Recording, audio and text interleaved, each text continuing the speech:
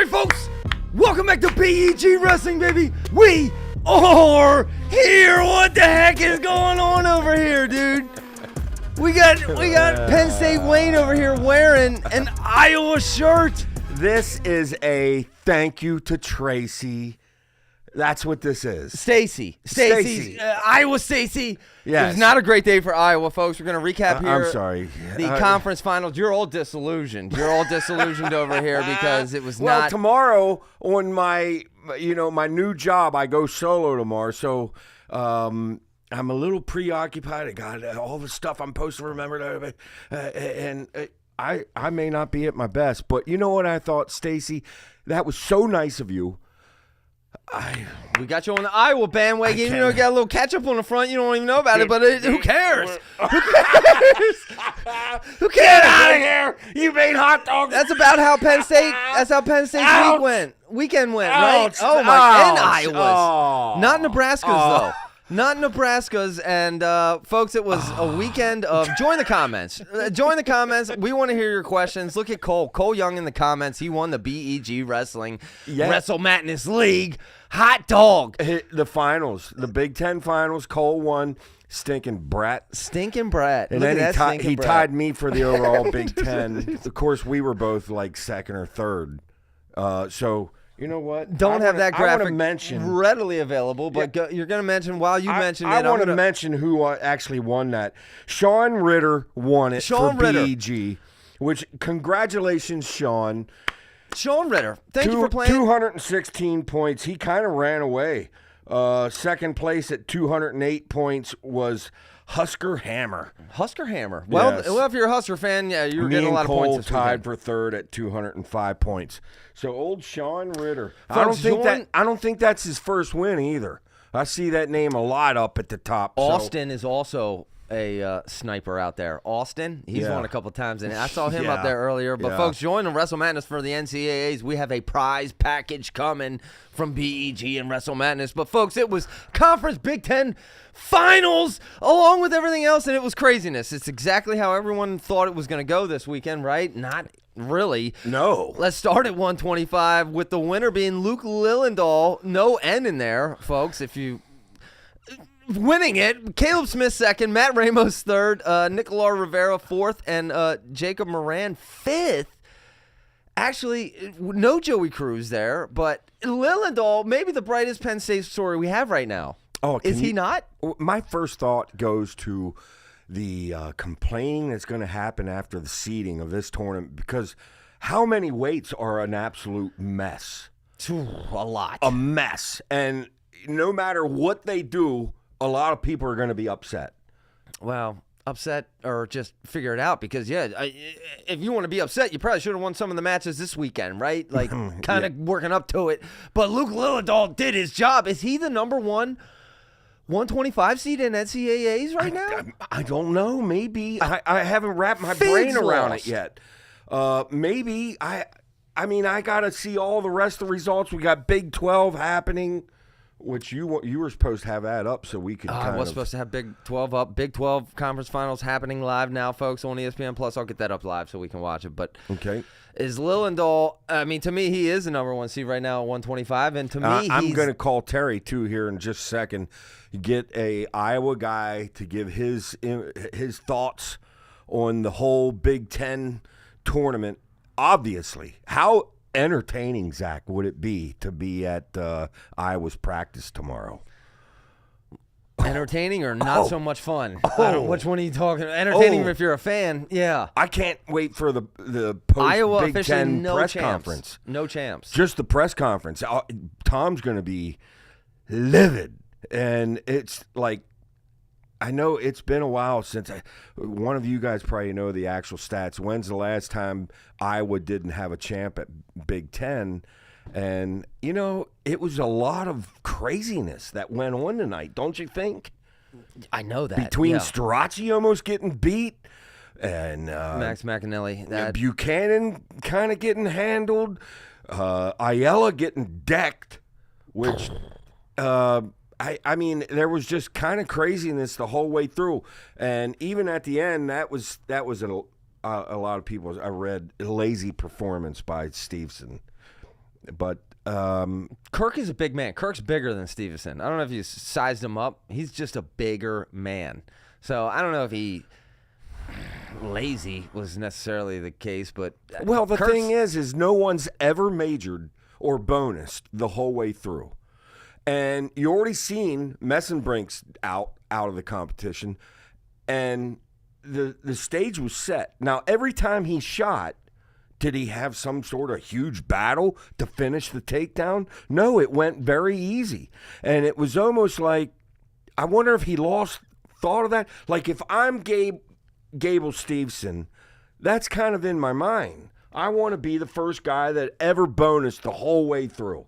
And that's over. So not that easy. I don't know, maybe a Bassett or something, or Jax or somebody in the future can pull it off. I don't know about that. If you saw Jax's high school finals match, dude, that was 50-50 with who's that kid? Siegel. Yeah, that was fun to watch. In fact, they had a scramble there. It was second to none. It's unbelievable. Yeah, it was unbelievable. That was fun. But these are who Jax Forrest, some of the competition he's going to be looking at here. Like Lillidahl, who all of a sudden Lillidahl has separated himself to me at the 125. Figueroa might be there. Ramos might be second tier. Ramos second tier. But to me, Lillidahl, and I said he learned those lessons throughout this season. Those 2 losses were probably the best 2 losses for him. He learned lessons clearly. And that's not mistake what is lightning about Luke. It's his feet. His feet are, it's not like he's remarkably faster with his shot or his hands. His feet are lightning fast. It is. And he's shifting, and basically to get in to take him down is going to be extremely difficult. And that's why, I guess, to me, he would be the favored to take nationals. But at so many weight classes, dude. And it was Aaron Seidel, thanks, Cornell Kevin there, who Jax Forrest beat in the state PA state finals. I said something Seidel, wrong. It was something close, but yeah, I mean, and Seidel, that prevented him from a 4-time Pennsylvania state championship. So that was not a, that was a match, dude. That's a fun match to watch. Go watch that on Flow. But folks, that was 125. Let's go to 133, where it was all of a sudden, you mentioned it, Drake Ayala getting decked by Lucas Byrd in the finals. Now, that wasn't exactly indicative of how the match went, but he did. He won, and then third with Nick Bouzakis beating Braden Davis out for third and pinning Braden Davis. Braden Davis getting a little funky-dunky there, right? Braden Davis. Braxton Brown for fifth. Again, it's like he doesn't understand where his weight is. Where, like, sometimes, and that's we covered this last night, where Strachey and Haynes are so good at never getting out of position. Sometimes just pivoting your rear end over, you're in perfect position, and Davis has not understood that. Where his weight's at, sometimes all you have to do is just pivot, and it's like, this was a tough tournament to watch for me with Davis. Do I expect him to place? That weight's so wide open, very possible. Of course, I'm rooting for the kid, but no, I don't think he will. Well, and late in that matchup, it was close at the end, and then all of a sudden, it was like Davis tried to get like bully ball with Bouzakis. Let's get into a strength battle with, and I thought, that's not the dude you want to get. And then he gets thrown his back decked, and it's like, Davis, it's almost like he loses thinking sometimes in the middle of a match, right? He loses his. I'm not stating it correctly, is what I'm trying to say. How many times do you see Levi Haynes get himself in dangerous, and all of a sudden, boom, he's on his back? And it's all knowing where your weight is, knowing where you need to be, knowing when to sink, when to drive. It's like all that stuff that the coaches are great. That's one of them things that you can teach, but you have to have it in you. You have to feel it. And Davis, I don't want to blast the kid. Obviously, he's very good. He's, he was a blood rounder last year. I mean, he's a very good wrestler, but I'm just saying. You know what he reminds me of? Messenbrink a little bit last year, where, remember how I talked about Messenbrink saying he needs to he's a little too wild. I love wild and aggressive. He's maybe a little too aggressive, and maybe Braden Davis needs to scale in a little bit, because he gets crazy. He gets like Fearless is what he gets. He gets fearless, and then it's like, why are you trying to muscle up Buzakis right now, dude? Wrestle your smart match. You call win it fearless, this match. I call it risky, because so many times he's in a position where he just adjusts a little bit and he's got the odds on his side, but he stays in that risky position, and then you see a lot of flipping and flopping and when you're backing and all kinds of stuff, and it drives me nuts. Drives you nuts. No, it drives me nuts. And as an Iowa fan, it drove them nuts that Bird decks Ayala, which we didn't see, which I just earlier this week said Ayala, I think, is the man at 133, and now all of a sudden, I think Bird is the man. He's Mr. Fundamentals there, but that is devastating if you're an Iowa fan like I am and you are now. Yeah. But and while we're on Ayala, I'm going to bring Terry in and just, hey, Terry, we're going to have you along for the rest of the ride here, but we're just now on Ayala, and I want to get your overall thoughts and everything, but let's get your thoughts on the Ayala match. Well, I mean, Bird was really kind of controlling that match up to that point where he stuck him. He was close to a couple takedowns, and he also could have, Trey could have gotten a flea in the mat instead of the stalling call. And, I mean, he just got caught. I mean, he put himself in a bad position, got flipped, and stuck. Yeah. Now, both Terry and Zach, let me say this. Why do I get the feeling that I think that helps Drake's chances of winning in 2 weeks? No, I don't think so at all. Zach doesn't think so at all. What do you think, Terry? I'd probably go with Zach on that one. Well, I don't know. Dude. Terry, keep up. We're moving on. Final thoughts, 133, Terry. Say again? Final thoughts on 133 in Ayala with Iowa, Terry. We got to move on to 141. Okay. Any more thoughts on 33? No. You want me to drop? No. We're gonna just have you along. We may be talking a little bit. Just chime in whenever you want. All right, folks. 141 here. It was Brock Hardy knocking off Van Bar, who Brock Hardy looks like, I mean, he's making a Nebraska statement there. And then coming in third, Bo Bartlett beating Mendez. We were all waiting for that rematch. We thought it was going to be in the finals, but it wasn't. And but Bartlett, as I predicted, did beat him. And then Lemley coming in at fifth there. But Hardy pinning Von Bar in the finals with Bartlett coming in third. Deb, what's your thoughts here? My thoughts, first off, I was shocked that Bartlett beat Mendez 2 times straight. And kind of, is Mendez in a bit of a slump or something here? I don't know. But, I mean, we've said all year long that Hardy, don't forget Hardy. And, it's Alirez, I've seen he came back and continued to win. He took one loss, but he came back and got third. So, Terry, who do you like there at 41? You mean for the Natties? Yeah. Why don't we have Terry call in at the end of the show, dude, so we can... I think Mendez is going to claw his way back for some reason. Yeah. Now, wait. You think Mendez will? I kind of think that too. I kind of think the same thing about Mendez as I do about Ayala. Somehow I think this will help him. I hope not. But yeah, I just think he'll find a way to get it done. Terry, I'm getting feedback, and I'm not sure why.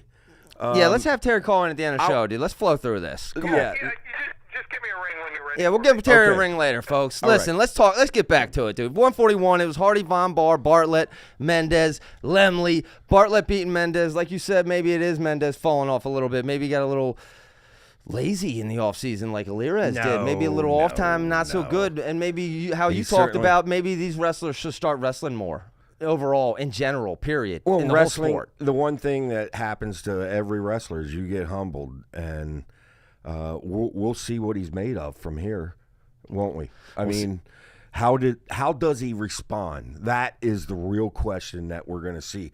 Now, I will say, Bartlett, as upset as I was in that Von Bar match where he didn't look like he was hungry. It reminded me of one of his first 2 years when he was up at 49, where he was just like hoping to get the final takedown in overtime. He just putzing around, not taking charge, and it cost him there with Von Bar. But overall, I got a feeling that this might be Bartlett's year. It's going to be tough to beat Mendes 3 straight times, but maybe Alirez. I don't know how that seeding goes. I was going to say it's going to be fun to see how that seeding goes. I think Bartlett may end up top seed. How can you give top seed to Alirez? He's barely wrestled, and he's got a loss too. I think the top seed is Bartlett's, and we're going to see Mendes against Alirez in the semis. That's my. Well, where's Hardy then? Where's Hardy in the seeding? Because I think it could be Alirez at the 4. Because you almost got to put Hardy in the top 3. That's true. Big Ten champ, dude. That's true. I think you're right. Yeah. I think you could have That's tough. I don't know. Those top 4 seeds are going to be very impactful, though, with how that NCAA finals plays out. Those matchups. I mean, either way, the semis and the finals, you're going to have to want it worse than the other guy, and we're going to find out who wants this the most at 141. As far as picking a champion, I kind of feel the same. I don't want to anoint Luke Lillendahl as the champion at 25 because I think there's a whole group that's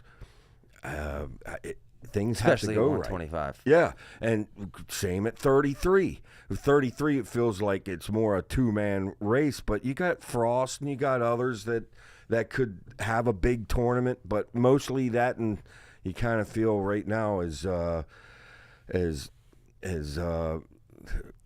Cornell Kevin said Hardy's going to be number 1 seed. Mark Bensel says Bartlett's going to be top seed.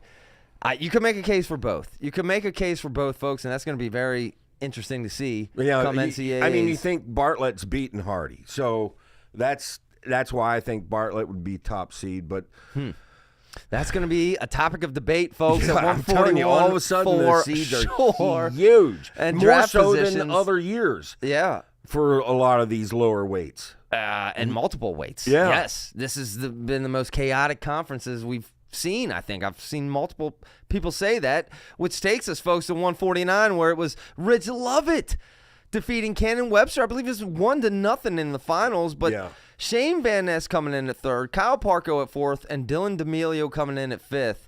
And I mean, the Van Ness loss we didn't see coming. Parko got beat up. This feels just like 41 beat as far up twice. As the number of true champion contenders. Yeah. Because obviously Lovett's there. Not a very impressive finals. Henson's the top seed probably, obviously. But somehow I think Van Ness is going to have to get by Lovett if he expects a shot at Henson and a title. And when he wrestles well, he could do it. But I don't know what that match against Webster, that had me scratching my head, man. Cannon Webster, though, there's a couple guys like the Bernagle bros, Cannon Webster. There's a couple guys I put an asterisk beside their name for the fantasy draft because sleeper picks. Cannon Webster, out of nowhere, dude. For the record, as far as Parko, I can't envision how he makes it through the whole gauntlet and wins a title. Parko stock way down. Yeah, Parko stock way down. Yeah, no doubt. I think I also saw someone say, and somewhere else, how many transfer champions has there been? One, Suriano. Can you name another? Suriano. It's tough. It's a good question, folks. If you have the answer, it is a good question.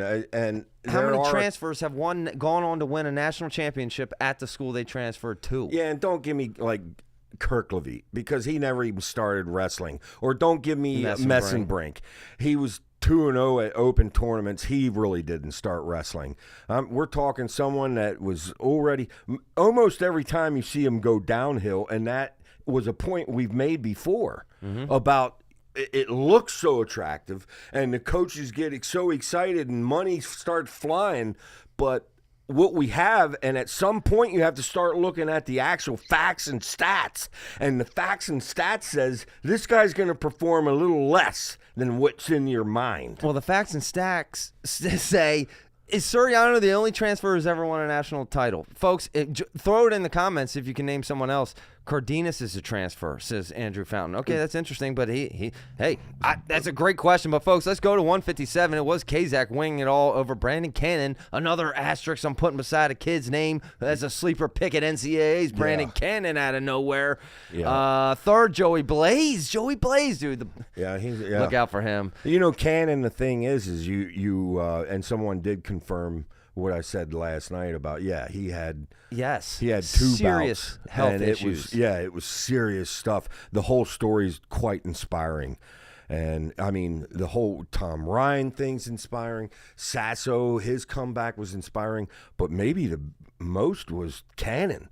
And I had fear about Cannon because it was like, fate, this is on Cannon's side, and his confidence is up and stuff. But old Kazak, you got to give it to him. He's my hero of the Kazak may be one of the most, one of the Penn State wrestlers I'm the highest on now after this tournament. Because right now I'm thinking at 157, it's a clear 2 in the finals. Shapiro, Kazak are clearly lining up to meet in the finals at 157 at NCAAs, right? Shapiro looked good as well this weekend. He just played with his guy. So it's, if you were supposed to say, we've been saying all along the top 3 are a lock, and put them in any order you want, whether it was Starachi, Messenbrink, and Stevenson. But really, now all of a sudden, there's only one tier, and that's like Stevenson. Stevenson obviously is the first pick for anyone that has a fantasy like us where we actually have a draft. But even Messenbrink had a tough match tonight. But I'll say Kazak. I know. Kazak came out angry and looked great the entire weekend. Tyler Kazak may Kazak end up being the match of all nationals is seeing Kazak against Shapiro, and I think Kazak will be the top seed. Ooh. But I don't think. I mean, Shapiro's got a loss because of injury, and Kazak's got a loss because of injury. But Kazak's got a better resume. I mean, Shapiro hasn't beaten the studs that Kazak has, so I got to believe Kazak is the top seed. And either way, I don't think that matters. I think them two are destined. Just make sure they're on opposite sides of the bracket. Yeah, just make sure they're on opposite sides of the bracket. That's all. And I don't think there's anyone else who's going to be competing with those two at 157. But that does take us, folks, to 165. Where it was Messenbrink defeating Caliendo 4-1. What the heck? I said all year, you guys said Messenbrink can't be touched. I said at that weight, anyone, anytime. Caliendo second, Montanana, the Michigan kid, shout out, Sean Bourmet, baby. Michigan at third, Sparks at fourth, Brandon Scholes at fifth, 165. Okay, here's what I think. Ultimately, I was impressed that Messenbrink having the bonus thing in the back of his head and having the previous 3 matches, or is it 4 matches now, where he just dominated and bonused in the back of his head, that once it was close and getting later, that he didn't get risky. He stayed wise and smart. Let's just get the win. And you would say, well, this is benefit all the way for Caliendo. Now he knows he can beat. I think Caliendo was wrestling like a step. Let me keep it close, and then I'll worry about nationals later. If Caliendo opens up more than what Caliendo did, I think Messenbrink lays it on him more. So I don't think we'll see a match like that again at nationals. I think Messenbrink may go back to a major at nationals. That's my opinion. Okay, that actually makes a lot of sense. I can see that, and especially being, the situation Iowa was, they're trying to. Yeah, come nationals, Caliendo's going to go for it, and that's right down Messenbrink's alley. And, Messenbrink was wise here, and it was a tough match, but he didn't do anything stupid. He took home the win, and but it does affect that bonus points. You were looking for all those bonus points. Wow. that just goes to show you how tough it is to bonus the whole way through and why we've never had one. That's what I said. Any day, man, you're not feeling great one day, your girlfriend, you are in a fight. You never know, folks. You never know. Ask Carter Srirachi about today. We'll talk about it. But before that, 174, Levi Haines, Mr. Reliable. What's your nickname? Because you just gave Carter Recliner Srirachi a nickname last night. You jinxed him because that recliner got hot. I don't want to give a name. I like your suggestion, though. The couch. And, Levi is, I just love the kid. Of course, he's from our hometown, so we have a special. In fact, a guy in our league, our fantasy league, actually coached Levi coming up through the years. He also refuses to ever ask Levi for an interview for us. Thanks a lot, Ty. I will say this. Levi just, the exact same thing I was saying last night about you see Levi come up to wrestle and you can breathe a sigh of relief. And it's like, I don't have to worry. This isn't like what are you going to do, Braden, next? Because I don't care if you're winning by 8. I'm still worried. No, believe me.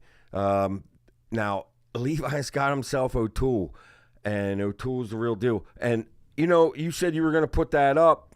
I'd talk for a couple seconds.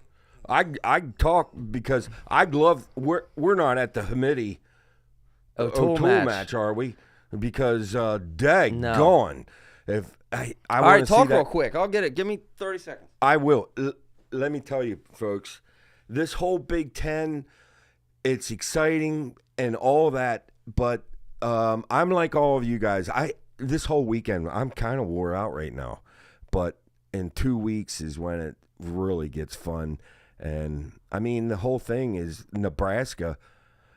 And all, I wear the Iowa shirt, but I'm actually a little more worried about Nebraska because they have more potential champions. And I'm talking to Hardy. Hardy could be a potential champion. The Lovitz. Lovett could be a potential champion. And you're going to have to bag some champions to put a scare into Penn State. But how about them Bronicles? The Bronicle Bros, and they jinxed them. Momentarily, it's going to be popping up. But Big Ten jinxed them by interviewing their poor mom up in the stands before the match. Did you see that? Yes, I did. And they're like, how you feeling? She's like, yeah, I'm nervous. Like, get that mic out of my face. My boy is wrestling, dude. I know. But, no, that was fun. Big 12's happening. Trying to get them pulled up so we can update you live, folks. But here at 174, Haynes lining up to see O'Toole. He did his job against Pinto. And the Bronicle Bro, Karchula underperformed. Kennedy, top 5, BEG Dog of the Year. He came back for that 5th. Proud of Kennedy there. Karchula did underperform. I had Karchula in the finals, but the match to Harchula that Kennedy lost, really, that's the kind of match you got to win. You got to win that. I know Kennedy has another year and all of that, but you're wrestling for one of the top schools. You got to win them bouts. And they had a close bout earlier that Harchula won. And he came back, and that's just, that's one of them things that it puzzles you. You think, okay, let's get that tape out. Let's study that tape. Let's have a game plan that I think this makes the difference. And you know what I thought about? We talked to a lot of wrestlers. Very few of them have said that they are actually studying tape. I know. I don't get that. Okay, but then I was thinking about this. Like, dude, sports evolve, right? They evolve. They will continue to evolve. I thought about this because then I also thought about how Oklahoma State gave what's his name, who could only read like Chinese or whatever. They gave him the sign. They had the sign, right? Yeah. Why are there not, like, dude, if I'm a coach, I want my wrestler at the end of the second period. Why are there not hand signals being thrown? Okay, go with this move. You know what I mean? Go with, like, wrestling should evolve to where we're giving signs in the middle of, at breaks and in the middle of periods, like, okay, go for this move, right? Like, to me, evolution of the sport that we could get to. Well, you were talking about the Askren interview. Ben Askren it was 5 months ago. Clash of Combat had Ben Askren on. I just got around to watching it just this past week. Ben Askren, I know he hates me, and probably rightfully so. But I'm here to tell you, Ben Askren is a genius, like a very, very smart person. You should read his book. You should listen to what he has to say. You should go watch his interview on Clash of Combat. He talks about how do wrestlers mentally get better. They lump a bunch of moves into one, where it's just one. It's one. What was the word I was saying that Ben Askren used? Sequence. It's a sequence. It's one thought process, basically, though. Where if you're new to it and you shoot, you're thinking, "Where's my right arm? Where's my left arm? Where's this?" And it's all these processes. Where if you train, it all becomes one. And like Jax Forrest, he has like 9, 10, 11, 12 moves lumped into one single mental process. Where when he does it, it's one thought. Like, that's why he's so smooth at it. That's why he moves on so fast to the next move. Like, that's what separates him mentally and probably a lot of these other wrestlers. Like, Carter's thinking 2-3 moves ahead. Well, you said train, but to me, it's drill. And if you drill, first off, you got to have a good drill partner. You can't have a wet fish. And you do it at certain levels. Get it where you're perfecting it with very little resistance.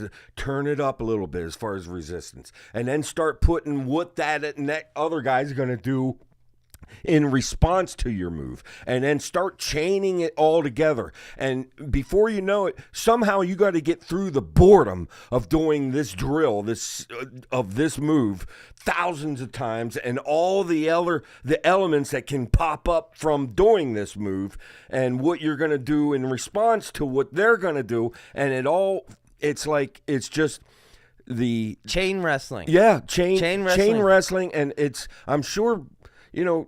It's not fun. It can't be fun. Nothing about that is fun. No, that's not fun. That's but like business. If you have the true meaning of what the fun is that you're chasing in this sport, it's not going to be involved with drilling or practicing. That's going to be hard, and it's not going to be totally fun.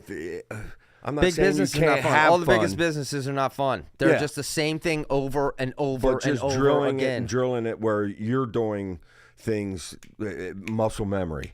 And, the other interesting thing you just mentioned, drill partners, because I've also been talking to a lot of wrestlers what do wrestlers seek when they are looking for a school, whether they're going there from high school or a transfer? Wrestling partners, who is there that they can train with, is very undervalued or underrated. I don't think we think about that enough, like especially at some of these upper weights. If you're upper weight and you want to go somewhere, who do they have in that room that I can train with that's of my ability? That's a much bigger factor than I think we think about as fans. Yeah. But that's a good point. Well, that's why you see a guy that gets in a room like a Starachi, and it turns out to be such a valuable member of that team, because the whole team's following his lead, and you're seeing him work that hard. Everyone else is gonna. If one of your leaders is a 3/4 worker, you take a break. Show that little kink in taking a break. Well, I noticed our leader kind of took a break a little bit in them sprints. Well, then you're going to. And it's like the leaders of your team, and you talk about the importance of recruiting the right kind of kid, and why Bassett was such a asset, and Jackson and all that. Yep. But especially Bassett and his whole work ethic. Bassett's a different breed. He's going to bring a whole different level. Iowa's got reasons to be optimistic about the future. That might have hurt watching them Big Tens. And I don't know how it's going to go in 2 weeks. But all of us, even us Penn State fans, we don't want Iowa to drop. We want to beat Iowa. We don't want them to drop. Okay? Because that's what... Well, you talk about training partners. Is that why McAnally's so good? I don't know, dude. He's hanging around Stevenson all the time. This McAnally freshman, all of a sudden, Angelo got competition next year from number one ranked at 184. It's funny you bring that up, Carter. And we get sidetracked so easily. We're somewhere, somewhere at 84. You're getting sidetracked. I know, that's me. You on the rails, but over you here. brought up a very interesting. I like put myself in that person's shoes, and as I sit here and think about, okay, let me put myself in Angelo's shoes right now. Oh, he's about ready to spit nails. Yeah, I'm mad if I'm Angelo, dude. Furious because I not only did I want to show I can beat McAnally this year, and I have to sit off here in the sidelines, and I'm absolutely furious. And the thing is, get fired up, Angelo. Let's go, baby. Train order. Oh, and that McAnally kid's good. He's we big, got a big match coming, but the thing is, McAnally's good. That's going to be great. All I know is heck, we may see Angelo for 5 years because we already brought that up. That's one of the things they're discussing with the profit sharing and all that is allowing athletes a 5th year. And I don't know, but it's the one thing is you hate to see someone so dominant that you hate to see someone so dominant that it's not. You could say that about the team element too, but that's going to be fun because Angelo's going to hurry up and win that 5th, Carter, and get out of here. Zach Ryder's not going to be a slouch either once he hits the lineup for Penn State, and there's others, but Angelo showed his grit. No doubt in that Plott match. Plott's got Keckheisen here. He's going to take another loss. That's Do you think Plott will get close to Keckheisen, kind of like Caliendo did Messenbrink? No. Close but up I do the gap? think that McAnally has a chance to keep it close with Keckheisen. And Yeah. Keckheisen, you were mentioning leaders in the clubhouse, leaders in the room. Doug Schwab mentioned him as one of the premier examples of someone who is a lead by example, Parker Keckheisen. But I'm telling you, this McAnally kid, this freshman, is big, he's strong, and he's fearless. He was not scared of Carter, went at Carter, took Carter down first to start the match.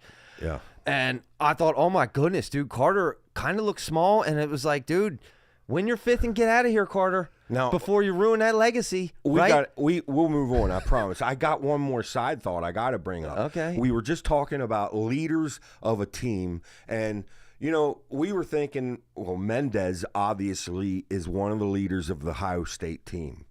Now, how many losses has he taken in this past month? At least 3, right?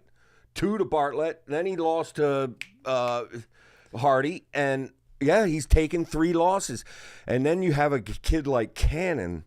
Like, does the leadership ever change much? Like, come Monday. That's a great question. And that's one of them unspoken things among the team. But the team's going to be looking at Cannon. They got to be admiring Cannon. And I watched Feldman against Nick Feldman. Keeter. One of the worst matches I've ever seen, and I've been saying for a year and a half, I can't wait to see that match. I had it in my head that both of them be shooting. What a bore fest. We might as well bring in Colton Schultz. And now, seriously, both. Can I just say, Feldman, you and Keeter, that's boring. Now stop it. Go wrestle already. I never did see. Oh, I'm sorry. Feldman did shoot down at the legs with about 3 seconds to go. And well, that's who we're gonna have to talk about next year at heavyweight. Yeah, Feldman, well, Gaudiali, and Keeter. Well, they better pick it up because I can see Gaudiali maybe owning that weight. But I'm not going to say that. Don't say it. Don't jinx it. Gonna... Don't jinx it before we get there. 197. Unbelievable. Iowa was thinking we got a surefire champion, Stephen Buchanan, but not so fast, says Cardenas. And now AJ Ferrari's out there saying Buchanan's here. Everyone else is here.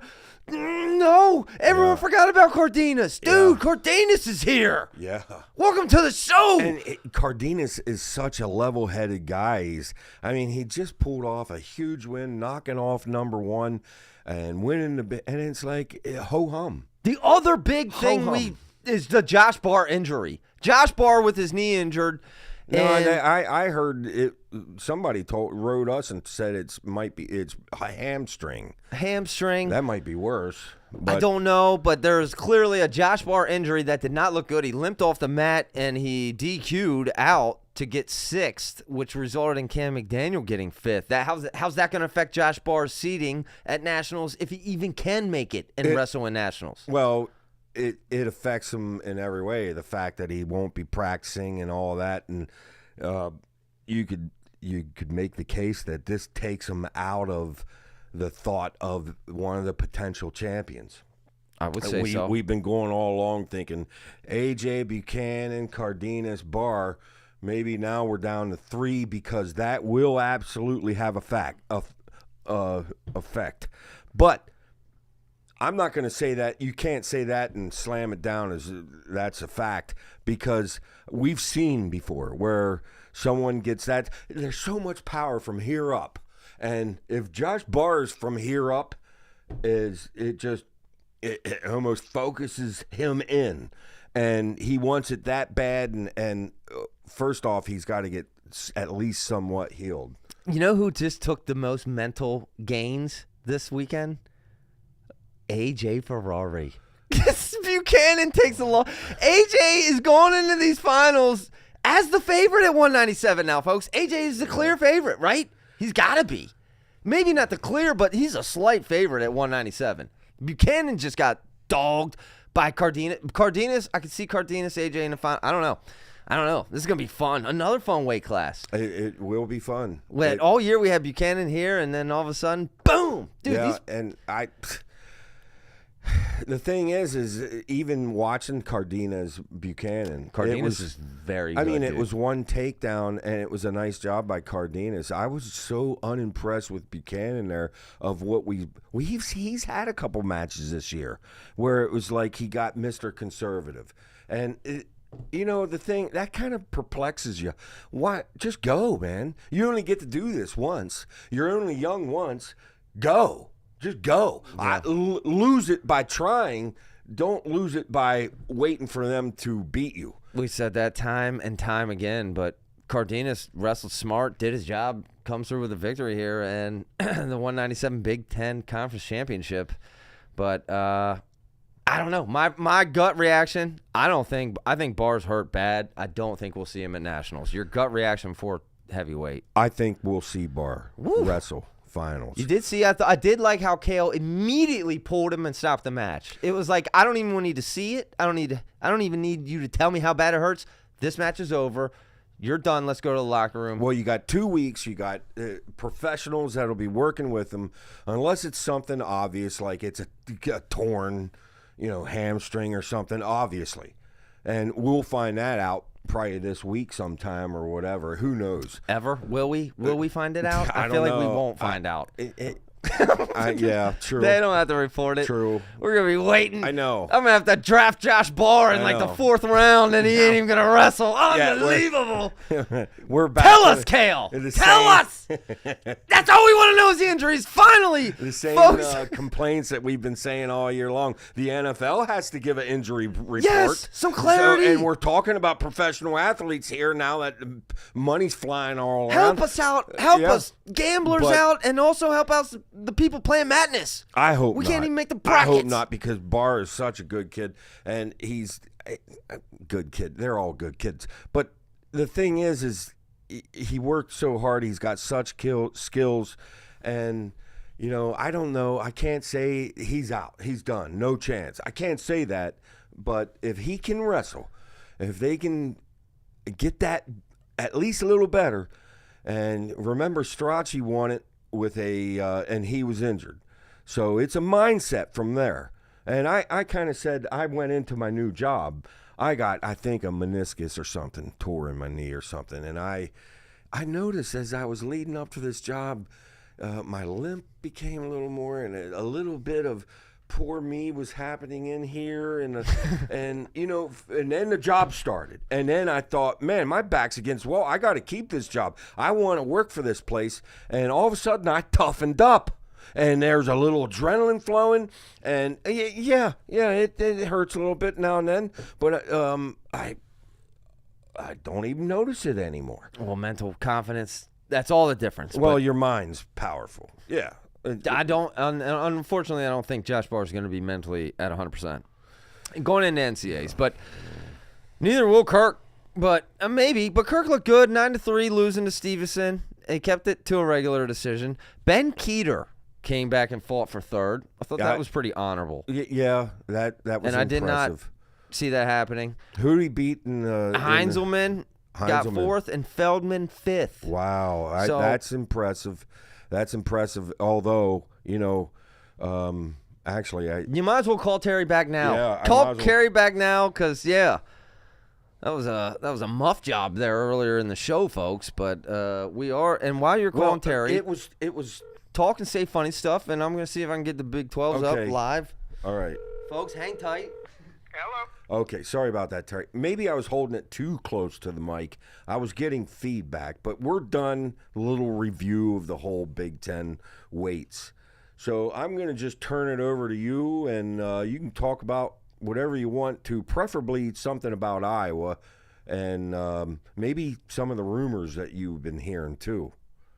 Well, I saw your review yesterday, and I honestly wasn't that down in the dumps about Iowa's performance up to that point until maybe this afternoon. But predominantly because I knew our guys. I knew, like Joey Cruz. I said it on the last time I was on that he could go 0-2 or 1-2 in the Natties. Well, it turns out he might not make it to the Natties. He's going to need an at-large bid. Because I knew his flaws. I knew he could be ridden really bad, and he gave up 5 minutes and 59 seconds of riding time against McCrone, by the way. Ouch. But so I kind of just knew, the weaknesses of the squad, so nothing really surprised me. I mean, Teamer, a 4 seed, got beat by a 5th seed, a guy that he had previously beaten, but it was close. Dave Arnold, a 4 seed, got beat by a 5th seed. A guy that he's wrestled, and I think they could wrestle a dozen times, Jackson Smith. And I think there's going to be 1 takedown or 2 takedowns in the 12 matches probably, and those will be in sudden victory because they know each other so well from the club days, and they're both very good scramblers. So I mean, I really wasn't disappointed in those results that much. It was only until this afternoon that reality hit. And the 3 realities that hit me, Van Ness just mauled Parco. Yep. I don't know if you saw that match. You were probably watching the finals. No, I was watching that. Okay, yeah, he just mauled him. And then Drake getting stuck. I mean, that was kind of a circumstantial thing. I don't think the wheels are falling off Drake. But, he got caught in a bad position, and Bird was ready to go. I mean, you could absolutely see he was ready to go this match. And then, Caliendo put up a nice match, surprisingly, because I wasn't optimistic about that one. He didn't even compete the last couple times at least 2 times out of the 4 times they had previously wrestled. But he competed well on this one, and then, of course, Buchanan fell short. You always want to be odd-numbered finisher. You don't want to be an even-number finisher, meaning losing your last match of a tourney. Yes. And, Teamer was an odd number. Arnold was an odd number. Keeter was an odd number, and I was hoping to get a couple in the finals, but it didn't work out that way. I mean, overall, a lot of people out to pick on Iowa would say, well, Iowa had a bad tournament, and obviously they can do better, I'm sure. I wouldn't be surprised to see them come back and take second at Nationals. But some things have to change, especially the mindset of like a Parco and a Teamer. I don't know. Is it just me, Terry? But there was something about their body language that bothered me. Am I just? Well, with Teamer, actually, I'm going to defend Teamer. I actually came away more impressed with Teamer after this tournament than I did going in. And I know that sounds weird, but let me get his matches that he had. By the way, we're watching. He lost a close one to Askey, and that's where he popped something. I don't know if he popped a calf or what. And or no, that wasn't the one that he popped. It was against Miller. He lost the one to Askey. Okay, that was a close match. Then that was the one that he was gimpy. He got gimpy right at the last takedown, but Askey got the takedown anyway. Then he faces Krazer, and he's on basically one leg and one arm because he's got a shoulder problem. He's got either an ankle or calf problem, and he tosses Krazer all over the mat. I mean, Krazer was he kept getting that bad leg on him on a single, and Teamer would turn it into a takedown for himself. And he put 6 takedowns on Krazer and was tossing him all over the mat. And then he wrestles Miller. Nothing happens for 3 periods. I mean, nothing. There's not even a shot attempt. They're just jamming each other in the forehead. And then Teamer popped that leg again. And the official must have asked him, do you need a official timeout, for injury? And he must have said something awkward. And the official called an official timeout. He waved him off immediately. They didn't even touch him. And so he had to do the right out because Miller took down, and Teamer tosses him all around. But he does get the escape after about 38 seconds. Yeah. And then he beats Saldate. But he... for a guy wrestling on one leg, one arm, he's doing some incredible things out there when you watch these matches. And he's probably going to get a bad seed, but somebody's going to be an unhappy camper because I'm not sure he can make it through the entire national tournament unscathed because he's dinged up. But he might have Clearly. 1 or 2 really good matches in him, and he could bump somebody that's a high seed off very easily. Terry, breaking news here. Jet Strickenberger, the West Bradley at 125 for the Big 12 Conference Championship. That surprised you at all? In overtime. That's the second time he's gotten him. Then. Yep. Wow. He did it again. Well, without the celebration. Didn't do the celebration, Terry. I just watched. Oh, really? Let me ask you, Terry. Iowans, obviously, Keeter overperformed. I mean, I think he was seeded 7th. He ends up getting 3rd. And on the surface, that's got to be encouraging mostly to him, but also to Iowa. But I feel like it's time that I know the Iowa boards, there's rumors going around. What are the rumors, Terry? Yeah, there's a variety of rumors here. Let me get to them here. Whoa, he's got notes of rumors. I've been so tied up on this tournament that, but yeah, I mean, when you watch the AJ interview, I mean, he with CP, he made it pretty clear that he's looking to move on if he gets some offers. True. Now, he was talking about all these offers he had last year. Well, he always talks about Northern Colorado and Cal Bakersfield, and then he tails off like there was another dozen others. Like there's another dozen. I don't think there was too many out there, but I think he's looking to parlay, a really good national tournament into some offers. And I'm hearing out there that he's definitely would be interested in going back to Iowa, and that their interest might be mutual. And I'm hearing some rumors about even Iowa State, which might be a little bit awkward because when Iowa State recruited Angelo, they said Angelo only, and then Chittum for now is still at Iowa State, and he had an issue with Anthony. That's why he left Iowa. Yeah. Who knows? Chittum finished 6th in the Big 12s. He's probably not a happy camper either. Side note, do you know how Anthony made out in his conference? I checked his record probably about a month ago, and he was like 2-1, I think. And I haven't checked back since then. It's kind of tough to find information on Long Island. Ultimately, it's going to come to, if Keeter is talking, hinting around about the football again.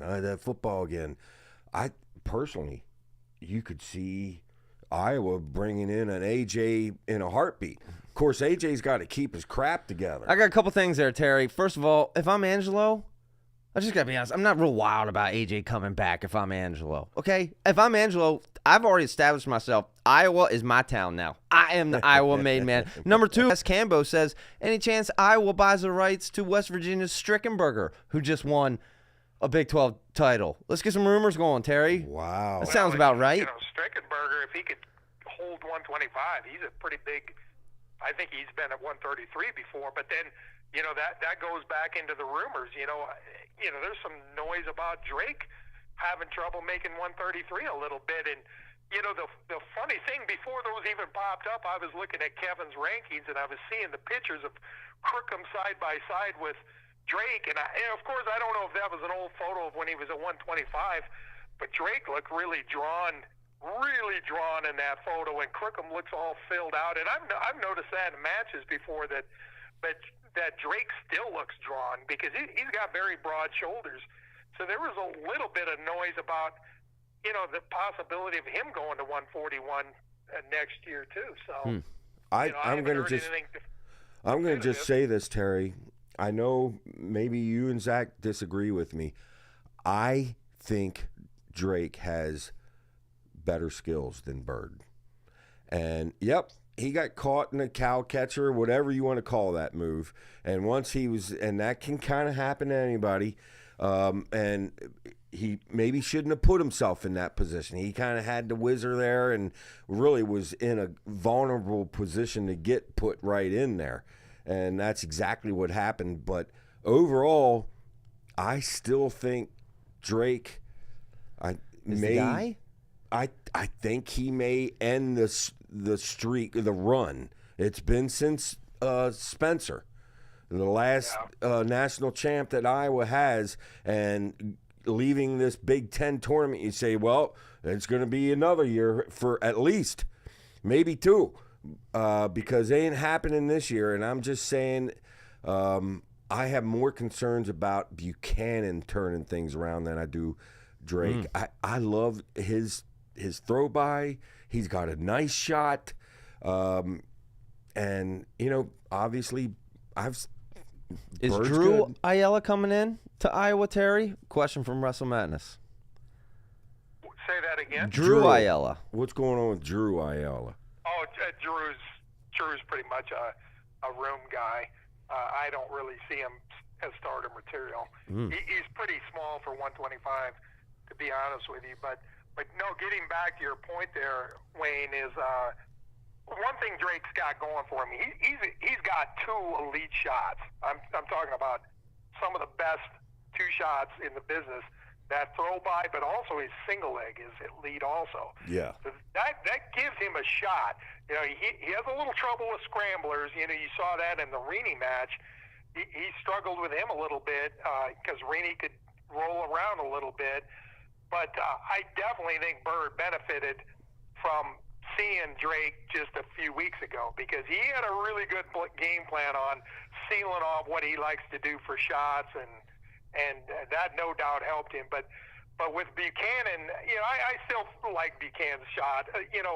Like that Cardenas match, as far as I was concerned going into it, that was to me pretty much a 55-45 match.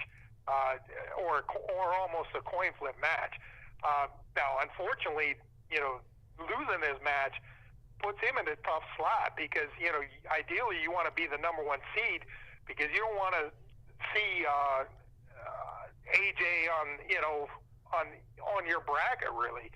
I don't know how the seeds are going to come out, but, AJ not wrestling that many matches, I would think Cardenas should be the number 1 seed, and that maybe puts AJ and Buchanan at 2 and 3, and they're facing off against each other. The whole thing as we're talking and we're speculating about, an AJ moving back to Iowa and stuff, we forgot all about Beth, didn't we? Yeah, absolutely. And I forgot to get back to your point. I saw Beth. If Keeter, in person. Oh, really? I don't. Real tiny lady, dude. I don't see Keeter functioning really as a 2-sport guy. I just don't think he has a good enough margin for error in wrestling to be able to pull that off. Gable Steveson has that kind of margin for error that he could play football first semester, but when you're potentially eventually getting into the bowl game, you're not even available for the wrestling room until probably mid-January. Yeah. You're not in shape. You're beat up because flat out, I know this personally. Football shape is not wrestling shape, and I never wrestled, but I did do wrestling class at Northern Iowa, and I was in shape at that point, and I said, man, this is hard, and I played college football, so I do know the difference in conditioning, and there's no comparison. So now you go into, you've got maybe 2 weeks in the room, and you start wrestling in February. I just don't see that working. I think Iowa needs a commitment from Keeter that he's a full-time wrestler, and if they don't get that commitment, I think they need to look at a Gotti Ali or wow. somebody else that might come down the Yeah, pike. that's true. Terry, final thoughts. Final question. Final thoughts. We got a call in. Jones Point. I don't want to keep him waiting too long. I want to give him a chance to talk. Well, I got one thing to say Okay. about, and now I forgot. The thing is, if Keeter commits and said, Coach, I'm going to wrestle. I'm going to give up football.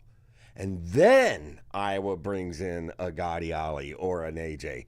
Ouch. Yeah. But anyway. And we mentioned AJ. I'd almost like AJ, take a look at him at 285 next year. I mean, all the big heavyweights clear out. Yeah. So you're looking at Bastida and Gotti Ali and those types, which are a little bit smaller heavyweights. I think AJ could go up to Heavyweight. 285 and Yeah. do some business. For yeah. Iowa. There you go. No doubt. Although, I don't know if I'm wild about that of Angelo. Terry, we'll be in touch, dude. Terry, we're going to have segments all throughout this upcoming week. Let me say that. We got Cornell Kevin segment, Dom segment, Terry segment. I'll be calling you, Terry, so get that phone ready. But in the meantime, we got a call in. Okay, Terry, we'll talk to you. Thank you. Thank you, Terry. Take care. All right, later. All right, we got a call in here. Jones Point. Jones, thank you for holding on, man. Good evening. Good evening, gentlemen. How are you? Good, man. What do you got? Well, after watching the 184-pound Big Ten match with Carter Starachi and Max McAnally, I don't see if McAnally wrestles the way he does come NCAAs. This is my humble opinion. I don't see Parker Keckheisen beating him. McAnally. I know that's a matchup. He was in that match against Carter. It was the last-second takedown and sudden victory. I would give Max McAnally the victory over Parker Keckheisen in the semifinals.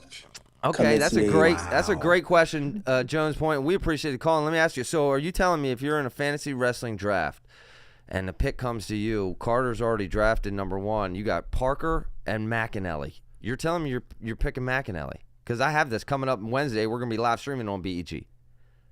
After seeing what he's done versus to me by far the number 1 wrestler at 184 pounds, his record matches up with him. Yeah. I'm gonna go with the youngster Max McAnally here over Parker Keckheisen. And that's going to be the semi. Yeah, that's going to be the semi. Jones Point, where you calling out of, man? I'm from Jersey. Jersey. Wow. Hey, you guys got wrestling going on there this weekend, baby. Did you wrestle? Yeah. No, I never wrestled, but I'm just a huge Penn State fan since 2009. I lived in PA, so that's how I got kind of really being a fan of the sport. Nice. All right, man. Yeah. Well, hey, we got another call in, dude. Appreciate the call in, and do it again sometime thank soon, you. man. All right, thank you. Yeah, Thank thanks, you. man. Keep up the good work, guys. Appreciate it. Jones Point there, folks, out of New Jersey. And now we're going to bring in Christian B. Christian, you've called in before a time or two. How you doing, man? What do you got? Yeah. How's it going, guys? Good to see you. Good to see you. Can you hear me? Yep. Oh, okay, word. Yeah, man. This is the craziest weekend of college wrestling. I mean, the conference tournament's almost crazier than the NCAA tournament at times, and it's just too much to keep up with. I got like 2 screens going on, 8 mats at times. It's almost too much. It's Christian, crazy. what was the craziest result of this weekend for you? Honestly, I would say Vance over Bartlett. For me, as a Minnesota fan, I knew he could do it, but for him to take down Bartlett in the first period, that I did not see coming. and he got him quick and stayed in good position the rest of the match. Man, I was ecstatic for that. So, yeah. How about you, Zach? Oh, dude, honestly, I think the most surprising to me was McAnally taking down Carter and keeping that match that close. Oh, heck yeah. I mean, yeah. As far as upsets, though, Buchanan, I didn't see losing. Yeah, well, I think I got to say Alirez shocked me, but we didn't know where is Alirez? We barely seen him all year, so. Although Christian's probably right. That Bartlett loss to Von Bart. I guess there is something to be said to battle tested. I knew it was possible. Like I saw a path for Vance to beat Bo late, but not in the first period with the takedown, because Bo's positioning is unmatched. I mean, he lost to Mendez last year off a roll through. Yep. Like he's that good. That was what I was don't so know what it surprising. It was was, almost but like Bartlett got caught off guard, got taken down, and was playing from behind the whole match, and he's not real used to wrestling from behind. That's what it kind of felt like, and just never caught up. I said last night, I thought the actual takedown itself, it didn't even look like he fought it off that much. It's almost like he conceded it and just faster than what he should have. Like, it was weird. I think Zach's right. I think it really caught him off guard. He found himself right on his butt. He didn't really even expect that. So, yeah. But then it hurt, man. When Hardy got that cradle on him, I was just... You had to be happy with how your team looked this weekend. Is that you got a Minnesota shirt on there? Oh, yeah. Heck yeah. No, I was very happy with them. I knew in terms of champions it was going to be tough, but, man, to even get 3 to the finals, I was really happy. And, you know, Gable, you can always count on Gable to do his thing. So, were you upset that Gable didn't push it to get a major? Yeah, I was. I wanted to see him majors way through the season. Yeah.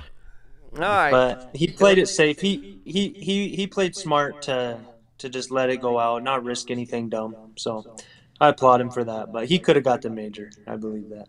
No, I do too. But all right, Christian. Hey, man, we're gonna wrap this up because we got Big 12 finals, conference finals happening right now, folks, and we're over. Who do you guys got? Hamidi or O'Toole? I got O'Toole. Yeah, me although I too. can't wait. And after what we've seen in Big Ten, I'm not going to be shocked if Hamidi pulls it off. Was this the craziest Big Ten conference championships you've ever seen, Christian? End it with that. Yeah, those semis when, oh my gosh, I was losing it. When Luke started off with that match against Destroying Ramos. Yeah. Oh my word. Yeah. It was crazy. It was mayhem, folks. It was All fun. right, peace out, This is guys. what wrestling's all about. This is what wrestling's all about. It was fun. It was upsets. And, folks, we got it again happening in 2 weekends. And Big 12 Conference Championship happening right now. So tune in, log in. Thanks for watching us. We got this guy wearing an Iowa shirt. Last time you guys will ever see it. You're never going to see it again. So, Christian, thanks for calling in. Jones, thanks for calling in. Everyone, thanks for watching. We will be back very soon. Very soon. We got a lot of material we're going to be dropping here. We got a big week coming. So, see ya.